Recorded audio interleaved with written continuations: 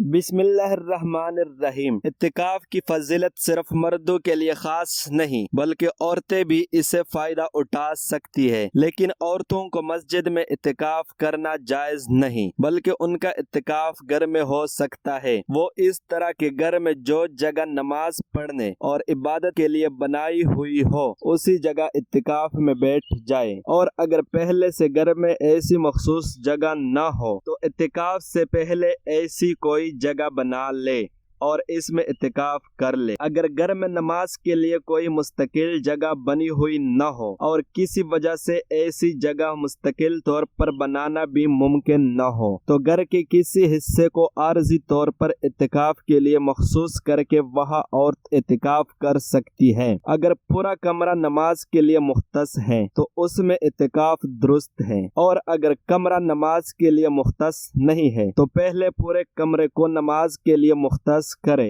تب اس میں اعتکاف درست ہوگا۔ اور اگر عورت شادی شدہ ہو تو اس سے اعتکاف کے لیے شوہر سے اجازت لینا ضروری ہے۔ شوہر کی اجازت کے بغیر بیوی کے لیے اعتکاف کرنا جائز نہیں، لیکن شوہروں کو چاہے کہ وہ بلا وجہ عورتوں کو اعتکاف سے محروم نہ کریں بلکہ اجازت دے دیا کرے۔ اس کی ثبوت ازواج مطہرات کے اعتکاف کے اس واقعے سے حاصل ہوتی ہے۔ حضرت عائشہ فرماتی ہے کہ ان حضرت صلی اللہ علیہ وآلہ وسلم ہر رمضان میں اعتکاف فرماتے تھے، پس جب فجر کی نماز پڑھتے تو اپنی اس جگہ پر تشریف لاتے جہاں اعتکاف کرنا ہوتا۔ راوی کہتے ہیں کہ حضرت عائشہ رضی اللہ عنہا نے آپ صلی اللہ علیہ وآلہ وسلم سے اعتکاف کی اجازت مانگی، آپ نے اجازت دے دی، چنانچہ انہوں نے مسجد میں ایک خیمہ لگا دیا۔ حضرت حفصہ رضی اللہ عنہا نے سنا تو انہوں نے بھی ایک خیمہ لگا لیا۔ حضرت زینب رضی اللہ عنہا نے سنا تو انہوں نے بھی ایک خیمہ لگا لیا۔ پس جب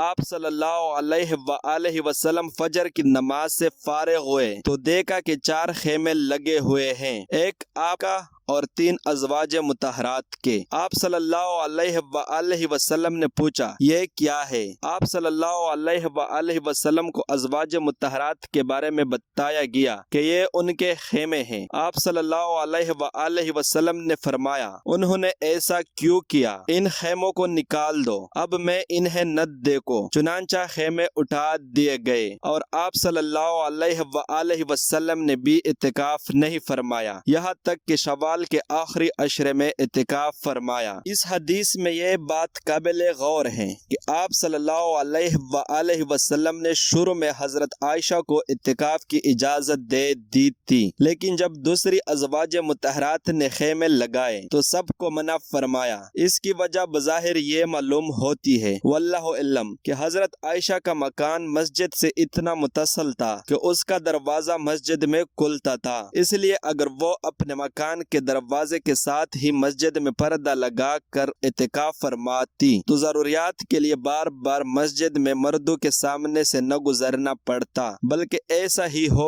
جاتا جیسے اپنے گھر میں اعتکاف کر رہی ہے۔ اس کے برخلاف دوسری ازواج مطہرات کے مکانات کچھ فاصلے پر تھے، اس لیے اگر وہ مسجد میں اعتکاف فرماتی تو انہیں بار بار مسجد سے گزر کر اپنے مکان میں جانا پڑتا، اور عورت کے لیے یہ کوئی نیکی نہیں ہے۔ لیکن جب آپ صلی اللہ علیہ وآلہ وسلم نے دوسری ازواج مطہرات کے خیمے اٹھوائے تو حضرت عائشہ رضی اللہ عنہا کا بھی اٹھوا دیا تاکہ دوسری ازواج مطہرات کو شکایات نہ ہو، اور پھر خود بھی اعتکاف نہیں فرمایا تاکہ حضرت عائشہ کی دل شکنی نہ ہو، اور پھر خود شوال میں اعتکاف کر کے اس ناغہ کی تلافی فرمائی۔ اس طرح اس عمل سے آپ صلی اللہ علیہ وآلہ وسلم نے اللہ تعالیٰ کے حق سے لے کر ازواج مطہرات تک سب کے حقوق کی رعایت اس انداز سے فرمائی۔ عورت کے اعتکاف کے لیے یہ بھی ضروری ہے وہ حیض، ایام ماہواری اور نفاس سے پاک ہو، لہذا عورت کو اعتکاف مسنون شروع کرنے سے پہلے یہ دیکھ لینا چاہیے کہ ان دنوں میں اس کی ماہواری کی تاریخیں آنے والی تو نہیں۔ اگر تاریخ رمضان کے آخری عشرے میں آنے والی ہو تو مسنون اعتکاف نہ کرے۔ ہاں، تاریخ شروع ہونے سے پہلے پہلے تک نفلی اعتکاف کر سکتی ہیں۔ اگر کسی عورت نے اعتکاف شروع کر دیا پھر اعتکاف کے دوران ماہواری شروع ہو گئی تو اس پر واجب ہے کہ ماہواری شروع ہوتے ہی فوراً اعتکاف چھوڑ دے۔ اس صورت میں جس دن اعتکاف چھوڑا ہے صرف اس دن کی قضا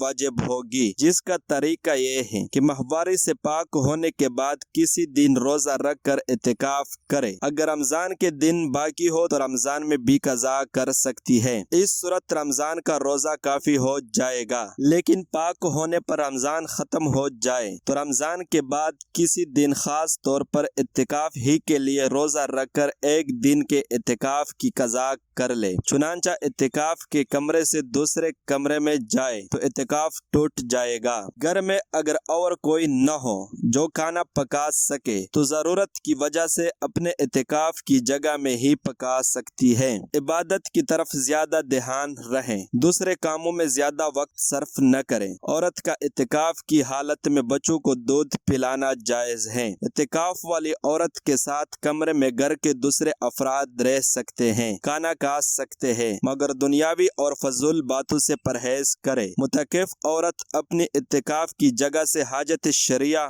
حاجت طبیعہ اور حاجت ضروریہ کے بغیر نکلے تو اعتکاف ٹوٹ جائے گا، خواہ بھول کر ہی کیوں نہ نکلے یا کسی کے زبردستی نکال دینے سے ہی کیوں نہ ہو، البتہ ان صورتوں میں گناہ نہ ہوگا۔ حاجت شرعیہ سے مراد وہ ضروریات ہیں جن کی بنا پر عورت اعتکاف والی جگہ سے نکل سکتی ہے اور اسے اعتکاف نہیں ٹوٹتا، یہ شریعت نے جائز قرار دیا ہے۔ حاجت طبیعہ ایسے امور جن کے کرنے کے لیے انسان مجبور ہے اور وہ اعتکاف والی جگہ میں نہیں ہو سکتے، ان کو حاجت طبیعہ کہتے ہیں، جیسے پیشاب، پاخانہ، استنجا، غسل جنابت وغیرہ۔ ان کے لیے اعتکاف والی جگہ سے نکلنا جائز ہے۔ حاجت ضروریہ سے مراد ہے کہ اگر متکف کو اچانک کوئی ایسی شدید ضرورت پیش آ جائے جس کی وجہ سے اسے اعتکاف کی جگہ چھوڑنا پڑے، ایسی صورت میں متکف عورت اپنی جگہ چھوڑ سکتی ہے۔ ناظرین، اگر یہ ولاگ آپ کو اچھا لگا ہے اور اسے کچھ حاصل کیا ہے تو چینل کو سبسکرائب کیجیے تاکہ مستقبل میں بھی آپ کو ہر ویڈیوز بر وقت مل سکے۔